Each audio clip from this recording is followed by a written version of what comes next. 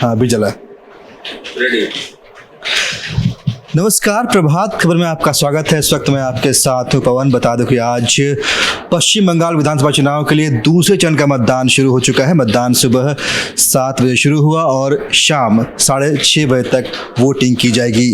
कुल मिलाकर 30 विधानसभा सीटों के लिए इस बार 4 जिलों में मतदान हो रहा है। ये 4 जिले हैं पश्चिमी मेदिनीपुर, पूर्वी मेदिनीपुर, बांकुड़ा और दक्षिण 24 परगना। अगर इन सीटों पे उम्मीदवारों की बात करें तो कुल 171 उम्मीदवार इस बार चुनावी मैदान में हैं। इसके साथ ही सुरक्षा का भी व्यापक इंतजाम किए गए हैं। खासकर नंदीग्राम सीट की बात करें तो नंदीग्राम में सुरक्षा के खासा इंतजाम किया गया है, कड़े इंतजाम किए गए हैं, क्योंकि नंदीग्राम इस बार के चुनाव में सबसे हॉट सीट मानी जा रही थी और इसी सीट पर वोटिंग का सभी को इंतजार भी था, क्योंकि इस सीट पर खुद मुख्यमंत्री ममता बनर्जी लड़ रही है। इसके साथ ही उनके खिलाफ शुवेंदु अधिकारी चुनाव लड़ रहे हैं।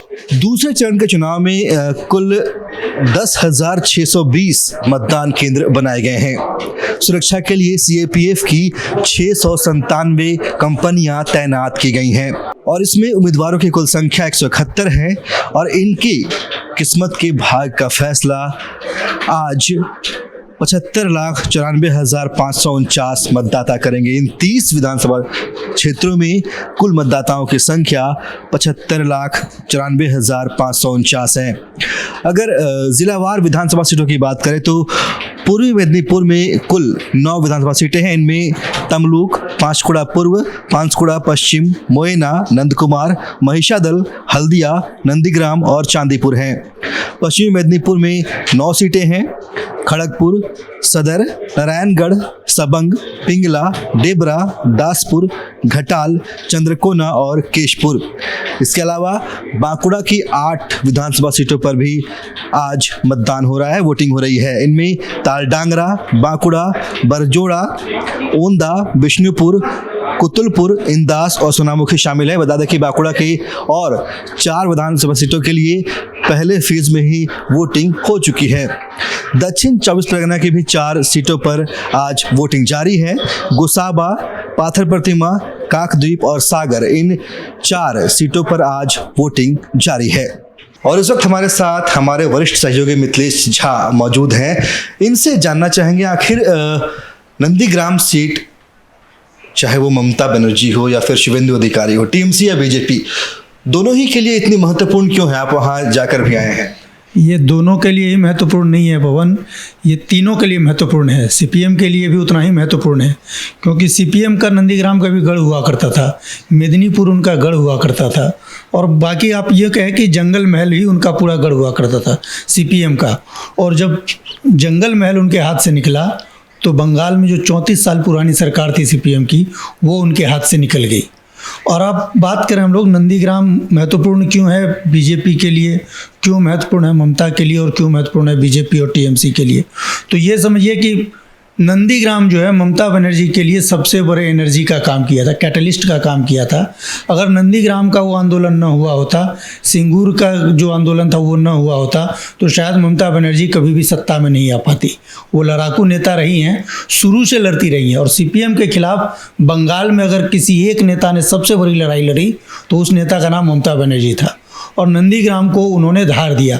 और जब वो नंदीग्राम में पहुंची आंदोलन करने तो उनके आंदोलन की बागडोर किन के हाथों में थी? वो थे शुवेंदु अधिकारी।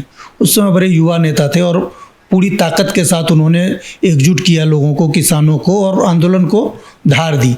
अब ये हो गया कि ममता बनर्जी और शुवेंदु अधिकारी के बीच जो दूरियां आई वो क्यों आई, ये अलग मुद्दा है।